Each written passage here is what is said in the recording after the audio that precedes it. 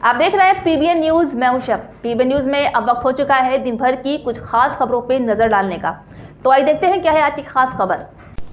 Israel ने इसी महीने 13 जून को ईरान पर हमला किया था और तब से दोनों देशों के बीच वार पलटवार जारी रहा। दोनों देशों की लड़ाई में सबसे अहम मोड़ तब आया जब अमेरिका ने 22 जून को ईरान के 3 न्यूक्लियर साइट्स से फोर्दो, नताज और इस्फहान पर हमला किया।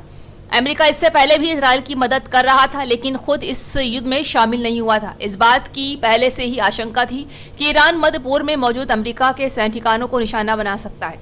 वहीं सोमवार की रात 9 बजे कतर ने अपना हवाई क्षेत्र यानी विमानों के लिए बंद करने की घोषणा की।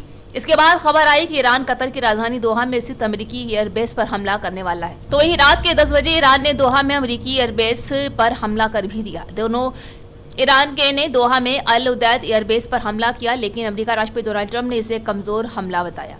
वहीं ट्रंप ने ट्रूथ सोशल और अपनी एक पोस्ट में कहा है कि ईरान का हमला अप्रत्याशित नहीं था। मैं ईरान को धन्यवाद देता हूं कि उसने हमले की सूचना पहले ही दे दी थी। इसी कारण किसी की न तो जान गई और न ही कोई जख्मी हुआ।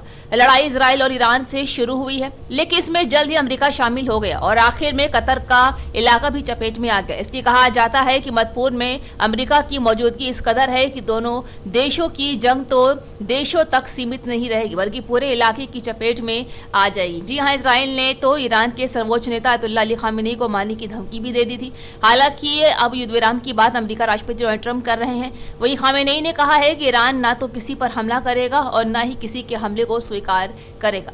अमेरिका का अल उदैद एयरबेस कतर की राजधानी दोहा की बाहरी इलाके में 24 से हेडक्वार्टर में फैला हुआ है, जहां समाचार एजेंसी रॉयटर्स के मुताबिक मध्य पूर्व में ये अमेरिका का सबसे बड़ा एयरबेस है।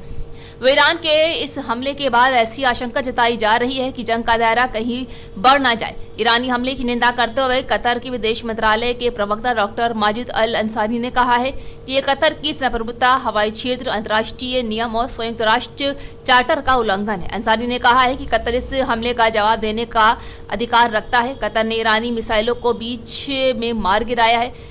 इस तरह के हमले से पूरे इलाके में अस्थिरता बढ़ेगी। जब इजराइल ने ईरान पर हमला किया था तो कतर पहला देश था जिसने इसकी निंदा की थी। तो ये थी आज दिन भर की खास खबर। ताजा खबरों की अपडेट के लिए जुड़े रहिए हमारे साथ पीबीएन न्यूज पर।